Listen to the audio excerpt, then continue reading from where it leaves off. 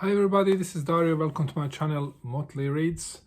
Today is it's a Friday, 31st of July, last day of July, so it is time to do a TBR video for August. Now there are a couple of more videos that I need to do for July because I'll be participating in Jane Austen July, and I have a the review of Pride and Prejudice and also Jane Austen July tag to do. I will do this evening. I will upload that, but now we are doing the August TBR. In addition to the dull work-related reading that I'm doing quite a lot of my time and that I will not bore you with, I have here a couple of books that I'm planning on reading in the coming month.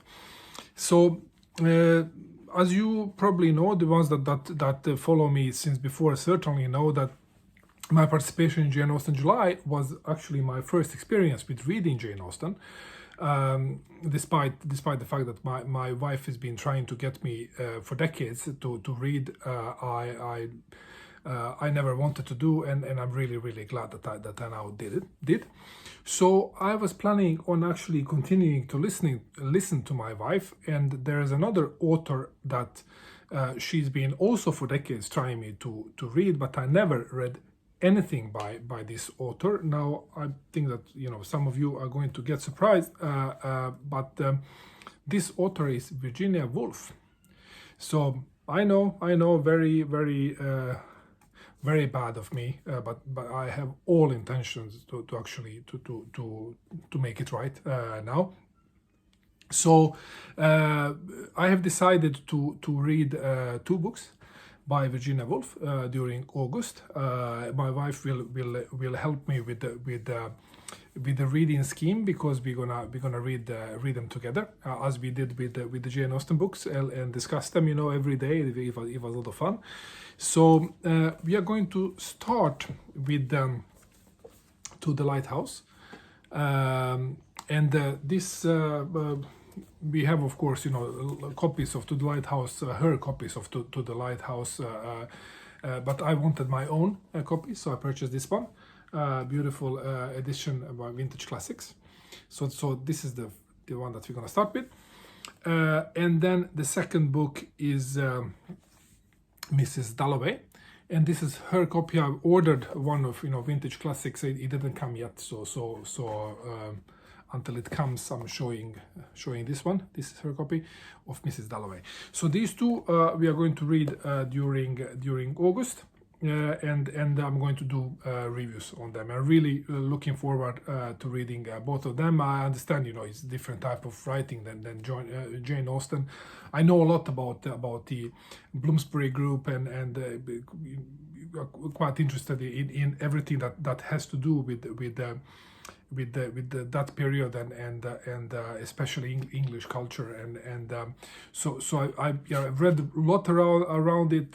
See lots of exhibitions, movies, and so on, but I never read anything by Virginia Woolf. So these two in August.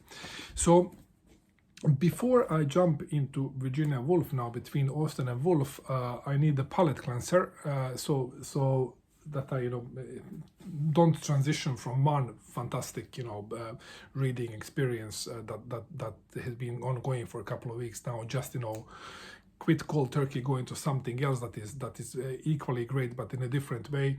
I'm gonna read something good in between, and I found a book that I really hope is good.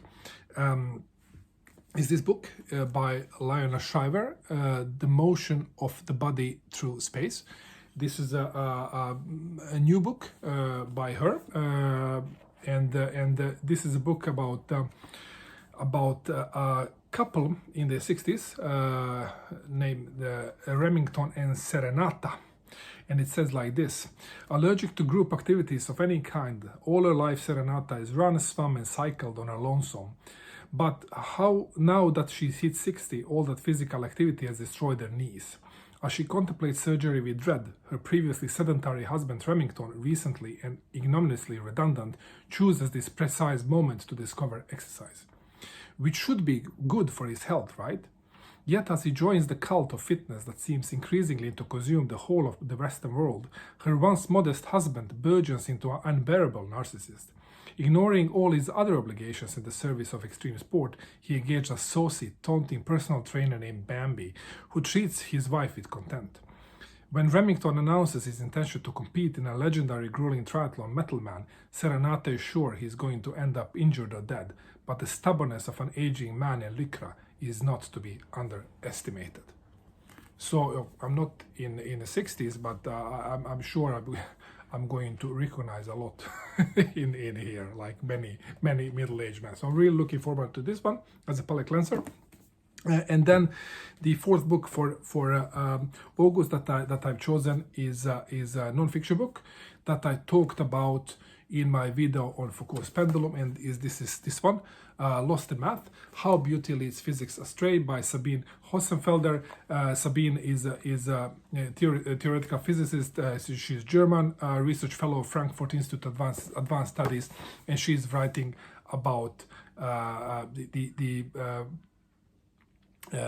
the disease in the worlds of physics right now, but in theoretic physics, has detached from studying the mysteries of universe by studying the universe itself into trying to find patterns in mathematics. That is really a modeling language for studying the universe itself, and that mathematics is leading.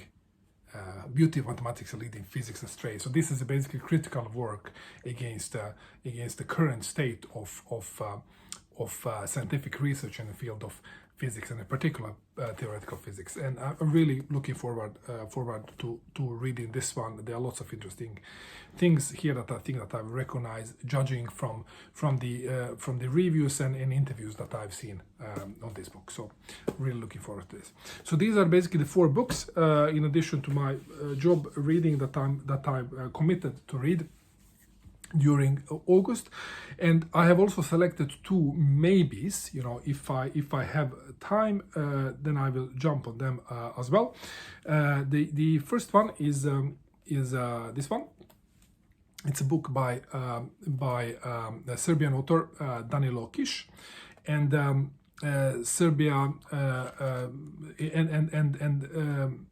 Danilo Kiš has written this book with the name of Grave for Boris Davidovich.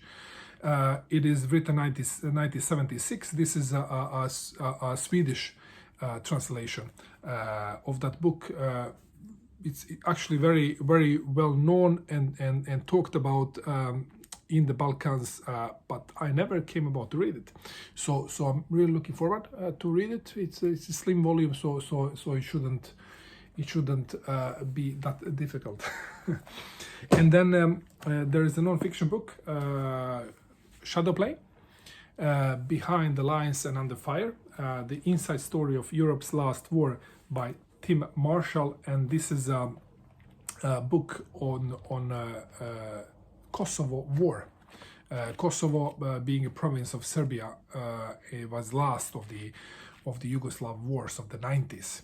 So this is a kind of a behind the scenes, so behind the lines account of Kosovo War. So these are my